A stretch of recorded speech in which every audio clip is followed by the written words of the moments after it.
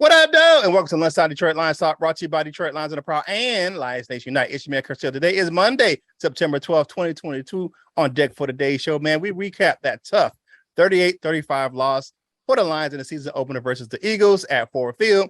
LL looks at the offense, Coach Mike, the defense, and I give my boss up. Ball out player of the game who got balled on. But before we get into all that, man, it's time to bring in the rest of the crew, man. Y'all see him down there rocking that amazing blue dog. Is my man, the myth, the legend, the big time player from the Himalayas. My man, LL Cool. What's going on, my guy? What's up, Prowl Nation, and good morning. And fresh off the tailgate at Ford Field yesterday at Easter Market. Ooh, man, them ribs was looking tasty on social media, man. It's our coaching defensive coach extraordinaire. It is who? It's the Wolverine, Coach Mike Jones. What's going on, Lion fans? Let's get this thing started right now. Let's go. Detroit Lions Talk, baby.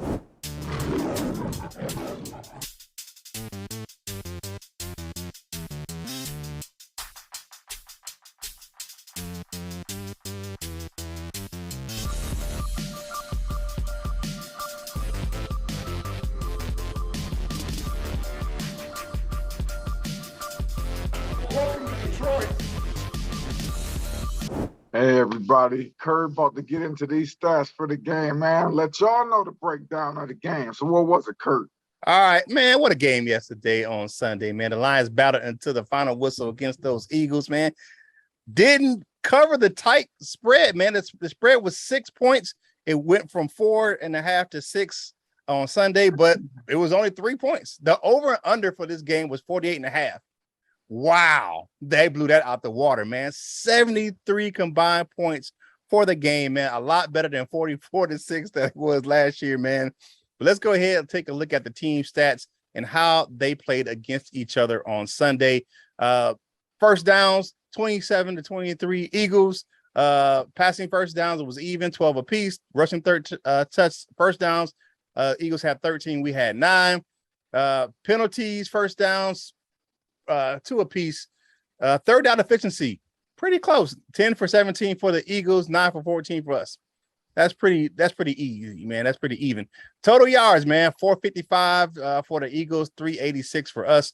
You got yards per play, 6.3 to 5.8. Passing, 239 yards to 205, man. We had that slow start in the past game. Rushing, 216 yards rushing for them. A lot of that was Jalen Hurts in the first half, and then they poured it on later on in the game. 181 rushing yards for us. Penalties, 10 penalties for them for 61 yards, 7 penalties for us for 65. 2 of those penalties costly, 30 yards of those penalties. 2 of them were on Tracy. Well, one of them was on Tracy Walker, a 15-yarder.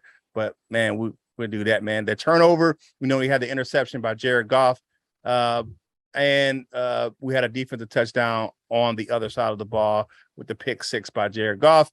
Time of possession, 31 minutes to 28 minutes. So, I mean, you look at this game and to totality, man, a few things that stand out for me.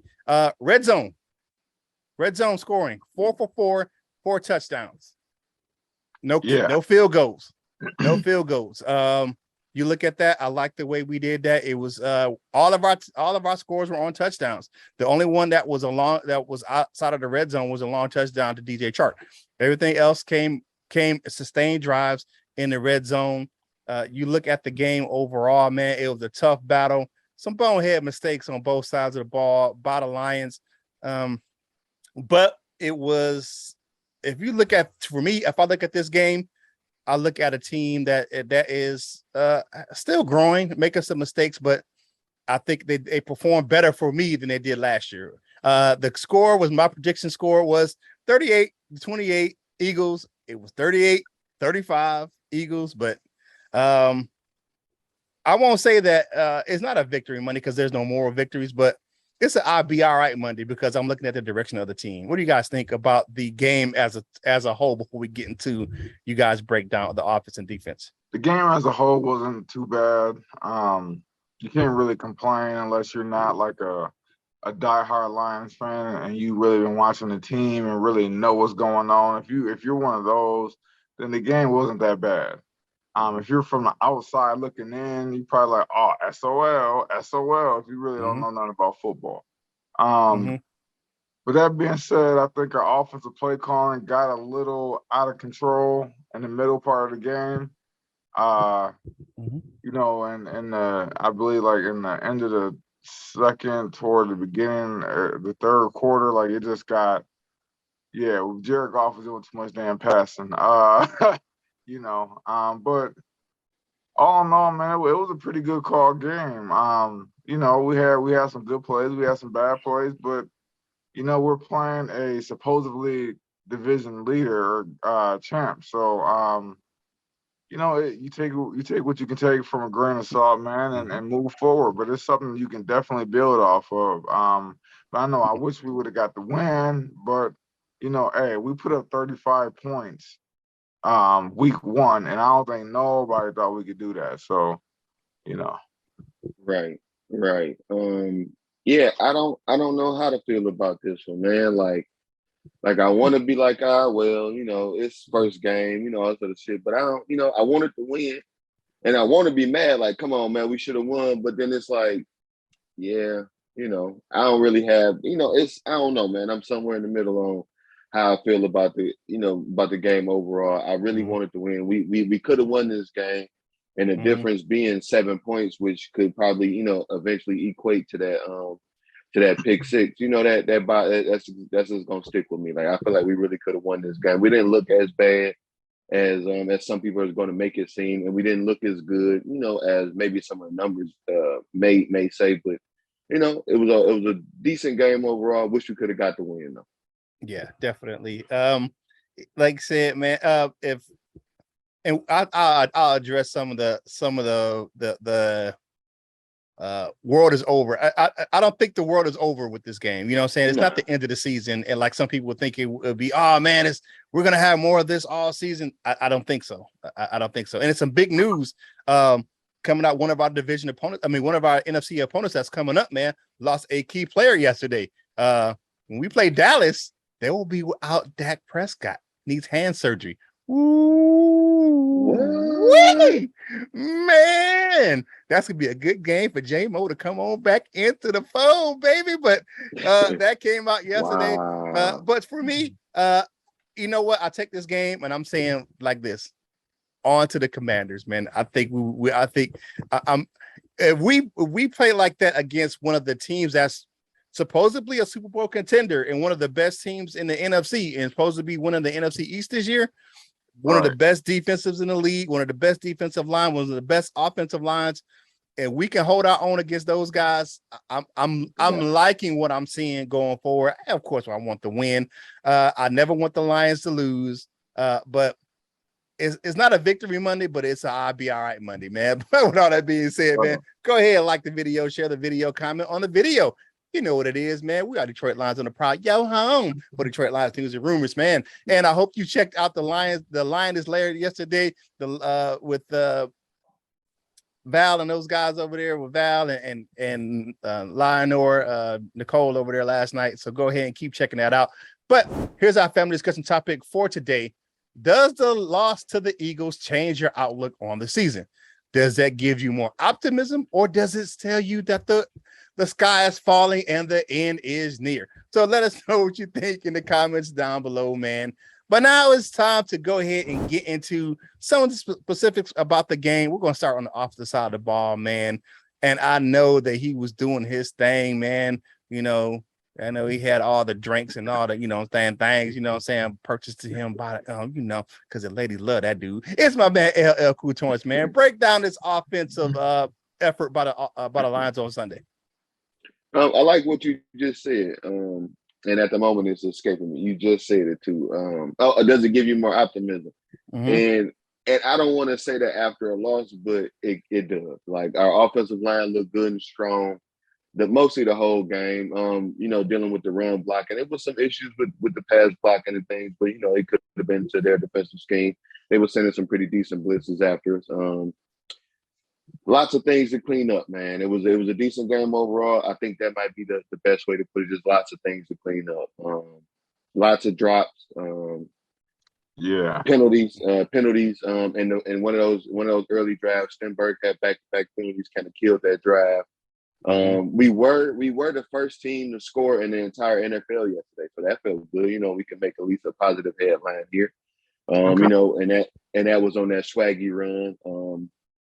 It was overall, man, offensively, I should say, it was a pretty consistent game on the ground. We were able to get yards when we needed to. In certain spots, I was kind of questioning, like, why aren't we running it here? But, game planning, I suppose. Halfway through the second quarter, we only had 3 penalties. So that was good. The drops continued, though. And then we ended up having that pick six. It was a bad read. It was 2 guys there. They're going to try to say that, maybe one guy ran the route, one guy missed, whatever it was, where he was throwing it at, was not where he should have been throwing it. We got, if you were watching the telecast just there on Fox, St. Brown, the Sun guy, got caught out a couple times for excellent blocking. And that was shown throughout the game. All our guys downfield was, tossing out some good blocks. And that showed, in some of those long runs. So in the second half, we got the St. Brown touchdown. We got Swift ended up having 100 yards midway through the third quarter, or early in the third quarter, I should say. So, again, another signal of that run game, holding on throughout the game, pretty much keeping us afloat. One thing I didn't really like, I didn't see as much Hawk as I thought we would. I didn't even know, after I looked at the stats afterwards, they said he had 7 targets. I don't believe that. Yeah, he did. I honestly don't believe that. He did. He had a couple drops. He had a couple drops in the skews. Yeah, he did. I mean, but it seemed like he got. It didn't seem like he got looked at as many times. But I mean, I could be wrong. However it goes. Mm-hmm. A couple nice runs by Swift. What I really noticed is our drive really stalled once we stopped running the ball. Remember last year on the 3rd and longs, we would run the ball, do different, not screens, but do draw plays and things like that. We should have maybe considered some of those things yesterday. We actually got to see some of that pace that we saw, in one of those drives, they were calling it out a little muddle huddle, whatever it is. And we got to see one of the main culprits with the drops on yesterday was Chark Jr. He had a little bit of a redemption with that long pass catch. And some, was reminiscent of some of the clips that we got to see throughout training camp. So that, that just shows, maybe some hope to go into the next game. But offensively, again, I don't really know how to feel. I feel good. We looked good a whole lot, but it was all for nothing. And I don't like that feeling at all. I don't like the feeling that we did okay, but it just didn't amount to nothing. So, I feel like if, things don't get cleaned up, and, it's a combination. I'm not going to put everything on y'all's friend, Jared Goff. He did have some help with some of those drops, but he did have some, he was just doing some golf-like things out there as well. But I do feel that I have hope going forward. I do think that they'll get some of these things cleaned up and we'll see some improvements. You guys have anything on this? Yeah, definitely. Mr. Nancy got to a tough start, but he settled down. We only gave it 1 sack. With all the pressure to that defensive line, we gave it 1 sack the whole game. I can deal with that. I don't know what that was. I think we're all in agreement on that. Why we abandoned the run in that second and third quarter, kind of like that. I don't know. I don't understand that. I don't understand the play calling because we were in the game, so you can continue to run the ball. And I think that when we started doing the timing, when the timing was off, you should have went back to the run game because you had some drops with St. Brown. That surprised me. But we hung 35 points on one of the best defenses in the league. You got to look at that. They had one of the best defensive lines. The secondary is touted to be one of the best in the NFC. And you look at that as a whole. I don't like to, like you said, off or not, but it gives me promise. If we can move the ball on those guys, we can move the ball on any of the team we play in the league right now. You know what I'm saying? We can move the ball. Our problem is going to be on Coach Mike's side is stopping because we got in a shootout. Right. I'm like, if we would have controlled the ball and ran that ball in that second and third quarter, I think we may have fared differently in that game.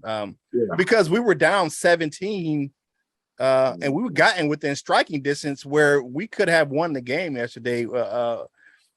Just a few things that I did not like with some of the play calling. and it was unnecessary. With someone, I'm like, why are we throwing the ball right here? We run the ball, we established the run.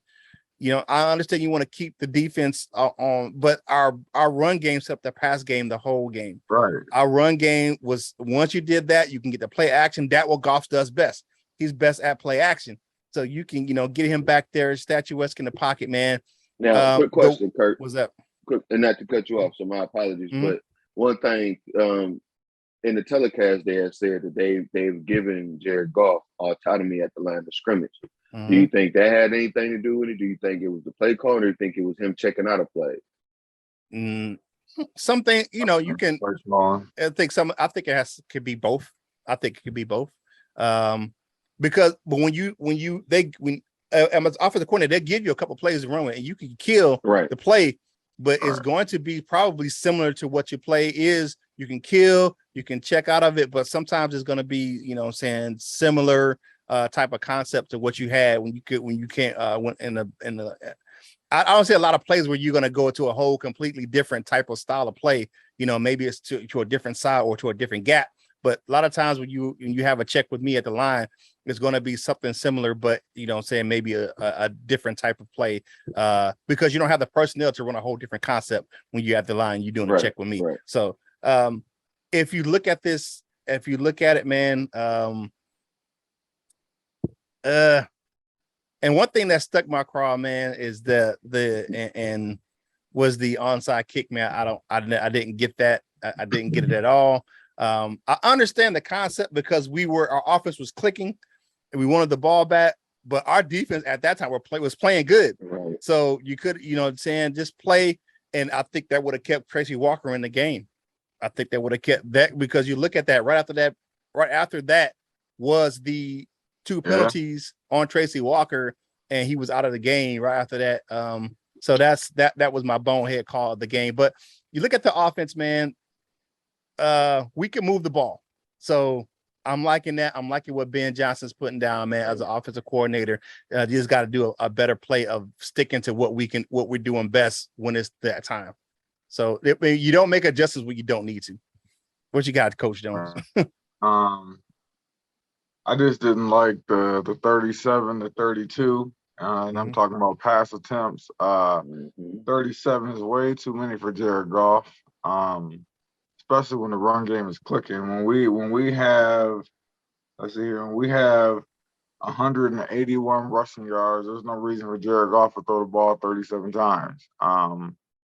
So I think that's like you said, that halfway through the second, all the way to the third, man, we got a little beside ourselves. And you know what? I could see if Jared Goff was on point, was on the money, then I could see that they kept calling it, but he was not. he had David Blau-like numbers. That timing was just off with him in the receiving core. It was just off. Drop passes. It was just off. DJ Chark dropped a few passes early on in the game, and I was like, Mon-Ra dropped one. I'm like, what the hell is going on in America today? He dropped a couple. I was like, yeah. But the Whoopi got him back on track though. So I'm glad that Whoopi is there, because if he wasn't there, then I don't know what the hell would happen yesterday. I would have liked them to make TJ Hawkinson more of a focal point instead of just a guy that they just, we'll give it to Hawkinson. You know what I'm saying? Like he played the position of we got Hawkinson, and then throw it to him. Like instead of Hawkinson a factor in the game, like somebody that the defense got a key on. I think that has to be changed in our play calling, is to have Jared Goff throw to Hawkinson more. Or have him throw to Brock Wright more. You know what I'm saying? Have those tight ends implement it and be more of a factor in the game. But I'm happy with the O-line. Like you said, Stenberg had a little troubles early on, but for the most part, one sack. You know what I'm saying? I can't say nothing about it. One sack, 181 rushing yards. The O-line did their thing, man. So Yeah, I'm good with that, man. So, in all, man, the really is it's on the other side of the ball that we're gonna talk about. But yeah, I'm not too upset with offensively what happened. Just more the play calling and who was featured. And I think the tight end should have been featured more and what was a short passing game because we only averaged 5.4 yards a pass. So Mm-hmm. yeah, man. But all in all, we was okay, man. That's something to build off of. Yeah. You said the Whoopi. Even the broadcast team called him the security blanket. Called him a security blanket. I was like, yep, see what I tell you, that's the Whoopi. All right, man. Hey, if you like the content, man, like the video, share the video, comment on the video. You know what I'm saying? Hey, go ahead, get on over to your homies, man. Say, hey, man, check out my boys over here, Detroit Lions on the Prowl, man. They are your home for Detroit Lions News Rumors. Get yourself some Lions gear, man. You see I'm rocking the hat, man, the on-field cap, man. They were rocking, a lot of people, they were rocking that blue one yesterday on the sideline. So go ahead and go over to fanatics.com. Get yourself some Lions gear, man. Links in the description below. And a portion of the proceeds from that link go to help us grow the content on this channel. And going over to LU, man, they had a great post game on their YouTube channel yesterday over there at LionsNationUnite.com. You had everything King. You had my man Anthony from Royal Lions UK, and then you had Herman Moore and Chrissy was on that thing yesterday. So go over there and check it out, man. At Lions Nation Unite, you can download the app in the Google, Android, or Apple App Store, or you can go to LionsNationUnite.com on your web browser, man, and go ahead and check out all that good content. You can watch this show right over there in Lions Nation Unite. It's your one-stop shop, your ultimate virtual hangout for Detroit Lions fans. Go to DetroitLionsOnTheProwl.com for more content from us. And while you're over there, click on the link for LionsOnTheProwlShop.com. Hey, man, get yourself some Prowl Nation gear.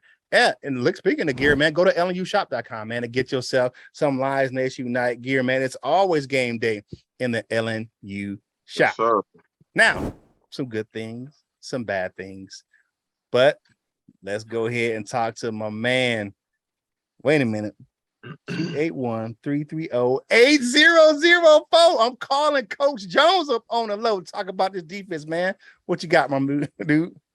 Wolverine here. No, I'm just playing. Man, that defense, boy, it was some good things, but it was more bad things you can take away from that game. First of all, 38 points. Yikes. But Curt called it. He called it before. Because they 28 points technically. Yeah, it was no, it was a pick six. It was a pick six. Pick six on the defense. Well, yeah, so yeah. So 31 points. 31. Oh yeah, points. I said 28, my bad. Yeah. 31 points. You know what? The defense started off with a very good game. It's just that once AJ Brown got going, he kind of opened up everything. And I'm not gonna lie, they use AJ Brown like kind of like Megatron. If you look at the game and he had, they use AJ Brown like Megatron-esque. And I think he loosened up everything. And then they were able to run the ball because they had 216 rushing yards, which some of them were by Jalen Hurts. This is a joke. This is a joke. This is a joke when you say loosen up everything. Was everything Amani Oruwariye? He was cooking him. He was. Yeah, he was. My bad. It was a bad joke. My bad. Yeah. No, I mean, I think Aaron Glenn probably should have made the switch and put Okudah on AJ Brown and then put Warrior on Devontae Smith, but that's another thing. But our linebackers didn't play a very good game. Yeah, man. Malcolm Rodriguez had some good plays and had some bad plays. Alex Anzalone looked like Alex Anzalone, like he's a third down linebacker. Like he's a third down coverage package guy. And the longer we keep going with this trial and error shit, the longer it's going to frustrate me. He's not an attacking downhill linebacker, so he cannot be our damn middle linebacker. He has to be a third down coverage guy or get his ass off the field. Like, you know what I'm saying? Because Malcolm Rodriguez can't be the only one to attack the ball, and he's our Sam. You know what I'm saying? If he's our Sam linebacker, we have to have a Mike linebacker that's attacking the ball. So that's one thing that kind of like got on my nerves, man. But all in all, I will give our D line credit. I give this to Brad Holmes. He picked some guys out of the woodworks. John Kaminsky. I don't think he was on anybody's radar, and he picked him up. That's very good scouting by Brad Holmes, man. And he was. I think like 10 teams put in waivers for him, and we had the priority. So, right. Yeah. Well, I mean, like he got cut, so yeah, and also Isaiah Buggs, man. Isaiah Buggs is a good pickup, man. I think he's a strong guy. But I think when we go kind of like we want to play that run stop and say it's 3rd and short, we can just send Liam McNeil and Isaiah Buggs A gaps. And you know what I'm saying? And we can have Rodrigo coming right behind him to clean it up. I think we have that middle locked up, man. But our secondary got abused. And they got abused by Goddard. I think he opened up the middle of the field a little bit. And once that happened, then the run started to come in. Once AJ Brown started to catch those passes, once Dallas Goedert got opened up, the run game opened up, the floodgates was released. And yeah, man, like I said, it was a tale of two games. Like one, you like, man, they didn't do what they were supposed to do, man. But then again, you like, hey, there's a reason why Philadelphia is, a Super Bowl contender. Right. There's a reason why people, said that they should go to the Super Bowl or at least be in contention to go to the Super Bowl, and they proved it yesterday by using AJ Brown like Megatron. So what do y'all got to say about that, man? What do y'all take away from this game? That RPOs was trouble for us, man. That really hurt. The defensive line plays solid. They got pressure all game. Helen had 1 sack. People are going to talk about, Aiden Hutchinson only had one, one tackle, but he was in the backfield. He was disruptive the whole game. The whole game. He was disruptive. 4 or 5 now, pressures. That NASCAR package, what they talking about, I don't like the NASCAR package because they called it in New York, but it's the new Silver Rush. I'm thinking they need to dust off that moniker. They need to dust off that logo, and those guys are fast and they get to the quarterback quick in a hiccup. They in the backfield. And a player like the player like we're facing next week, and Carson Wentz, he's not that fast. He can run an RPO because that's what he ran in college, but he's not fast. He's not going to hurt us like Jalen Hurts did because he's not that type of player. Because you got Hutchinson and Kaminsky and Harris and Bryant. They're all a problem. Think about this. If we can get the Okwara brothers back, man, sweet Jesus, that's going to be some problems for some quarterbacks, man. Because you could just rotate them in and out and play those packages like that, man. That's some fast guys on that. Because you can play them inside. You can play them outside. You can, what I'm saying? And you can use those guys in ways that we haven't had a good pass rush in a long time, man. I know, like I said, we only got 1 sack, but they were a problem all game. Linebackers need more discipline in the run game. This, to be honest with you, it's not a, and there's not a secret. Rodriguez played well. He showed he belonged. He made rookie mistakes because he's a rookie. He is a rookie, but he played well. So did Aiden Hutchinson. To me, the Walker ejection hurt the team more than that really hurt the team because that put our backs against the wall, it led to that score right after the onside kick. It led to the score, and Tracy Walker was leading the team in tackles. Dude had a tackle. He was having a game. He had a sack. He had a pass defense, man, and just a bonehead play. You got to keep your head, man. Even with the guys pushing you and stuff like that, you got to keep your head, man. You're a captain for a reason because you're a leader on the team, man. And he even said, I let my team down. With that being said, man, you have to be better than that. Your boy out there, Amade Warrior, sweet Jesus. Here's my guy that kind of surprised me yesterday, right? Jeff Okudah. Jeff Okudah balled out yesterday, man. He had Devontae Smith he was calling for his mama because didn't have a catch. Check. he had 0 catches, and I think that pass interference was kind of suspect. That call on that was suspect. That was because he came back into Okudah. Okudah was, it was a stop route. He came back into Okudah, and the Devontae Smith initiated that contact. So yeah, it is what it is. But Okudah had a really good game. I like the way he played. Yeah, you got to be more. His stablemates got to play better on the back end of the defense, man. I think we need some better. Our zone scheme yesterday, when we switched to zone instead of man, it really hurt us a lot because we weren't playing sound defense in our zone. In our zone defense, we were just letting too many people run wide open in the middle of our zone.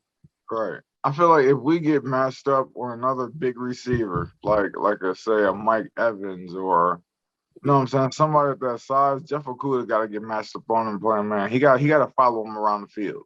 Mm-hmm. He got to, even if we play a man zone, you know what I'm saying? Like there has to be some kind of package that we create where that allows Okudah to follow that big dude around, because that's what we need. Because Okudah's physical.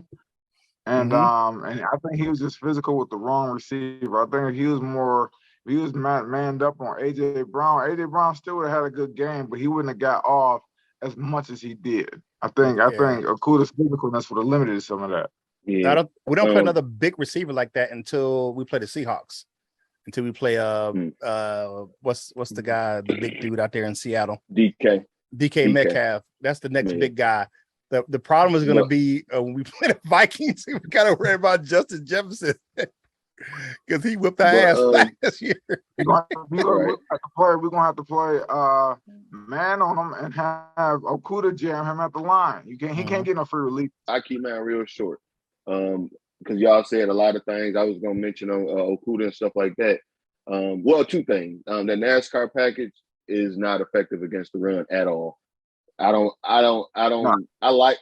it in name, I like it in theory, but I want to see it more. I know.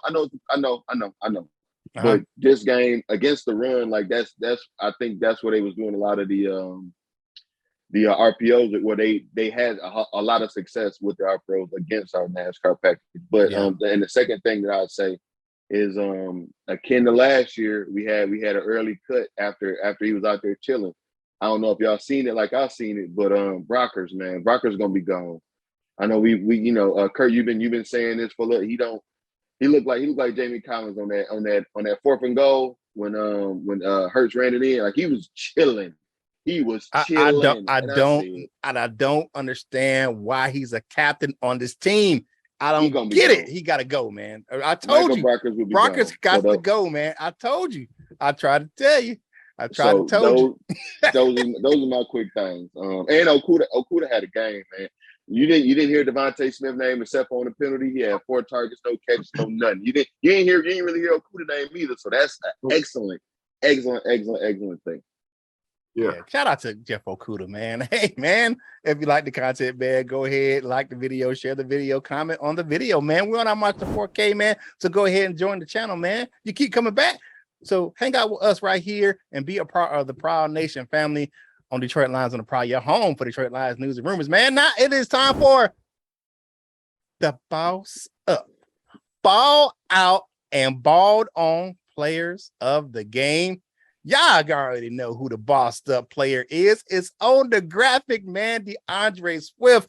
He had 15 carries for 144 yards, 9.6 yards average, a touchdown. A long run was 50 yards. Then he even had 3 receptions for 31 yards, average 10 yards of reception, man. On 3, he caught 3 targets and had a 25-yard long on his reception, man. The dude had a game, 175 total yards for DeAndre Swift, man. He told them, he put the number on the screen on Twitter, tell them to call this number and tell them they playing your boy over there on Madden. So expect his doggone overall rating to go up. Y'all already know who the balled on player is, man. I'm out of your way, hey, man. Step to the mic and get your prize, man. AJ Brown ate your lunch, killed you all game long. Woo-wee. Your cookies. Man, you had that one pass breakup. You thought you was gonna do the thing, man.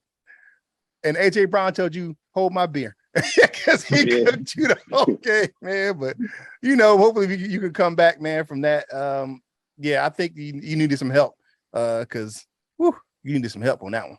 All right. So, and my honorable mention, I gotta call him out, man, because I love him, but I can't be objective if I don't. Balled on for this game. Honorable mention, gotta go to MCDC, man. That onside try, man. I understand the thought process, man. You wanted to get the ball back to your offense because your offense was clicking, but the defense was playing pretty good at that time point, man. It was unnecessary gamble to do the onside kick, man. It led to a short field. The penalties with Tracy Walker right after that. That was the game clinching drive for the Eagles right after that onside kick and those penalties, man. You could just kick the ball and play defense, man. You got a defense for a reason, man. And they were playing well up until that point. In that back half of the second, that part of the second half, they were starting to play well, and they were there. They were starting to play better. And you just gave them, you know what I'm saying? You gave them that short field, and I don't understand what that was, man. MCDC, man, you my dude. I love him, boy, dog. But you got to be more careful with that stuff. I understand you want to shock the world and stuff like that, man, but your team was playing well, and you put them in a hole. You put your defense in a hole with that onside kick try. But those are the balled on players of the game, man. DeAndre Swift, Amani Warrior, and MCDC with the honorable mention, man. Nah, bruh. You got to keep moving. All right, man. Now it's time for my favorite segment of the show. You know what we got to do, man. We got to get into the comment cards, man. We got to hear what you had to say about our last show. So let's get into it, man. First up, we got my dude, Cap Ice Cold. So I love how much the culture is changing. When you have a player that really wants to be a part of what we are doing so bad, even after he gets cut, he comes back as a coach. He's talking about Sean Deion Hamilton coming back to the Lions as a defensive assistant. You're doing things right. And one of the things that I have never seen in my time as a Lion happen with the culture change this weekend, you had a player come back to retire as a Lion. I've seen that. Yeah. Tahir Whitehead came back to Detroit to retire as a Lion. I haven't seen that, or I don't remember seeing that as a Lions fan. Go ahead, LL. Yeah, that's new. Yeah. King SJ says going to be a hard fought game either way. Starting in the trenches, out from there. Hopefully we can control the time of possession. A sold out field should equal a loud crowd. Very good game plan you had there, King SJ. I don't think we fulfilled it to your promise. We probably should have ran a little bit more. We might have could have held on to a little bit more of the possession. And I think the field did play a factor. They had a whole bunch of offensive line penalties too. Yep, sure did. True that. Law firm of Joseph Murdoch says, I'm more inclined to say the Eagles are going to have to play a perfect game. The Lions just need to respond to the Eagles trying to get a win on the Lions' home field. Go Lions, play smart, and stay healthy. That's actually a good prediction of the game. The Eagles did damn near play a perfect game offensively. Once they got in stride, you know what? That play smart and Tracy. Got to be. Dan. Yep.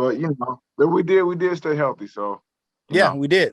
They had a couple. They lost Barnett halfway through the game. Their defensive end. All right, Sloan Heads. I don't know who this guy is, but hey, welcome to the show.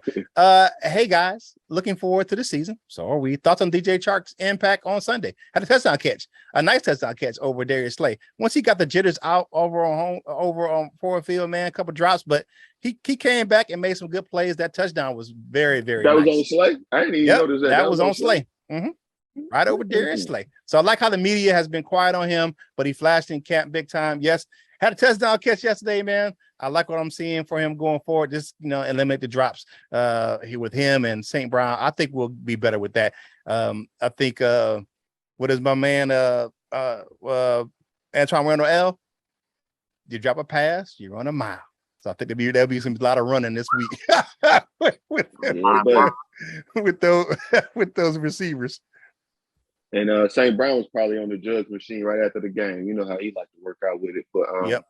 Another friend of the show, Loud Shaw, says, as much as I love the Lions over the years, I learned to not predict the game, just hope they win. Yeah, pretty much. But, I don't really get that choice. I got to predict it. But thanks for the comment, Loud Shaw. Grand 012 says, happy birthday, Coach Mike Jones. You know my birthday was on Saturday. Thank you. He said damn, my screen went black. That's messed up. Many blessings and best wishes. Cheers, fam. Thank you, man. Thank you. I had a good weekend, man. So yeah, thank you.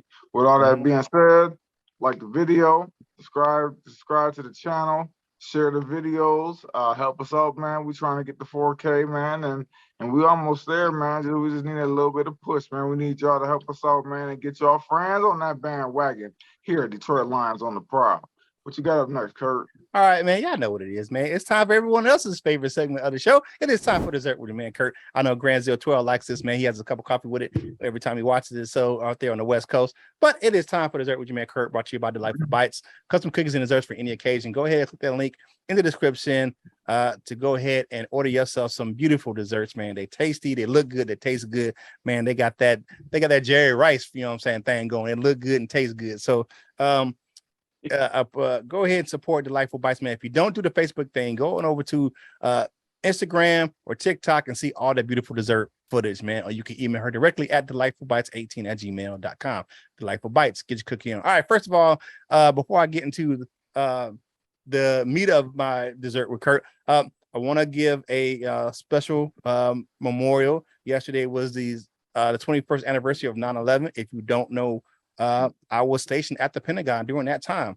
I lost a lot of brothers and sisters that were part of the Army budget system. That's what I did. I did budget in the Army. I did budget and finance for the end of my career. And during that time, some individuals that helped me do my job were lost in the crash at the Pentagon, man. To all my brothers and sisters and everyone lost their lives on 9/11, man. My heart, it goes out to the families, the individuals that were lost. Salute to everyone that was affected by the biggest foreign terrorist attack on U.S. soil in history. So with that being said, let's go ahead and get into the Dessert with Curt, man. There's no more victories for a team. Dan Campbell said it yesterday. There's no more victories, right? But what it did was, for me, it gave me a glimpse of a better team on the horizon. It showed me, yesterday's game showed me that we are going to be better than we were last year. Look at the players that we have sitting out that's going to be coming back here in the next few weeks. We played a very healthy Philadelphia Eagles team yesterday. They don't have anybody. I don't think they have anybody on IR. They came in healthy with their full roster, and we played them to a 38-35 game. That tells me that we can be better going forward. We still have some things that we need to fix. We're not perfect, but that tells me that we're going to be better on the horizon. We're going to be good this year. We're not going to be world beaters. I'm still thinking around 7 to 10 games. I'm actually leaning a little bit on that back end now. I'm looking like 9 games. You know what I'm saying? After the first game, hopefully we can do that. We have some teams some winnable games coming up. Next week against the Commanders. You look at Seattle coming up with their quarterback situation and what their offensive line is looking like right now. Going to be a tough game against Minnesota because they absolutely wore the Packers out yesterday. So there's going to be some good games coming up. I think if we can get out of this first half of the season right around 500, we got some good stress so we can go on a good run on the second half of the season, man, and end up with either right around 500 or right above 500. So looking at that, I'm liking that. So that is your Dessert with your man, Curt, man. No more victories, but a glimpse of a better team on the horizon. And that's your Dessert with your man, Curt, brought to you by Delightful Bites, custom cookies and desserts for any occasion. If you like how they look, you'll love how they taste. Delightful Bites, man. Get your cookie on. Now it's time to go ahead and take that quick walk on over to the Wall of Fame, man. And we have my man, George Eagle, bringing up the first part of our bronze members, Brian Stover. We got Bob Korowski and Dan Spanos, man. Spanos is always in the building, man. Then we have our silver members. We got Cap Ice Cold, Batman under 313, Mr. Henry Wallace, and Mr. Scotty the Bear, Baguettes, and all that freshman over there. And then we have our gold members. Man, I know Mr. Reliable Michael Huck was watching yesterday because we were hanging out over there in the LNU game day chat. Michael Lewis, Lady Lionel of Deuce Bagia. We got my man Dominic Davis, the Tornado, and the jazzy one, Paul Jarose, and the doctor, Dr. Detroit. He is always in. Dr. Detroit has done a great thing, man.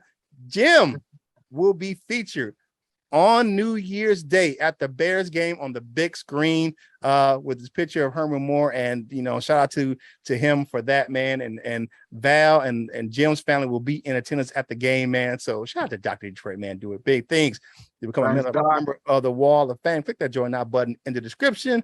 And let's go ahead to final thoughts, my man, my mellow. Get on the mic because you eat Honolulu Blue Jello. It's my man LL, man. What you got for the day?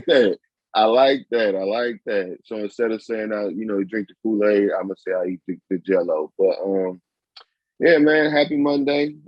Get ready to argue with everybody in your office if you're a Lions fan, with everybody that says stupid shit like Aiden Hutchinson shouldn't have been picked number 2. He doesn't have a pass rush. All we ever seen was short-armed attempts and blah blah blah blah blah. He didn't get any. He didn't have created very much pressure the whole game, and that's why I just said to my man, like, I don't even think you've been watching, because like you said, Curtin, like you co-signed Mike. He was there the whole game, but just be prepared. If you are a Lions fan, it is a loss. Don't take no more victories, but it is a lot of positives from that game. But just be ready to argue with anybody that's about to just tell you all that bullshit this morning. Yeah. Yep. Okay. Right. Yeah, it's Monday. It's not a fantastic Monday. First of all, because I was tailgating and it was tipping time at 7:30 a.m. So my body is kind of feeling it, man. But it was a lot to take from that game. A lot of positives. There was a few negatives. But all in all, it wasn't that bad of a performance by the Lions. I think we got a lot to look forward to, like Curt said, moving forward, man. As long as we build off of what happened and not take 2 steps back, we should be okay. We should be okay, man. But happy Monday, y'all. All right. So for me, my final thoughts for today's show, man, with the people with the SOL and all this stuff like that, man, please sit down somewhere. Please sit down. Please sit down. Chill out with all that, man. Please chill out with all that, man. The world's not over. Like I said, this wasn't a must-win for the Lions. I just think that it was a game. They set the tone for the season with a hard-fought competitive game. Even though it wasn't a win, they still set the tone with a competitive game, and they cleaned up a few things, man. The Lions, to me, here's my Kendrick Lamar take for the game. We gonna be all right. And we need to do what? Push them hitters off me like, and we gonna be all right in this game, man. So I know you having your lunch today, man. And please, thank you. Come back for us right here on the Detroit Lions of the Prowl, man. Go ahead, man. Finish your lunch, man. Get them crumbs off your face, man. Finish your drink, and get back to work, baby. And whatever you do in life, you got to boss up. Ball out and be the best version of you that you can be. For my fellas, LL and Coach Mike, this is Curt Steele, and we will holla at you real soon. We love you, Jim.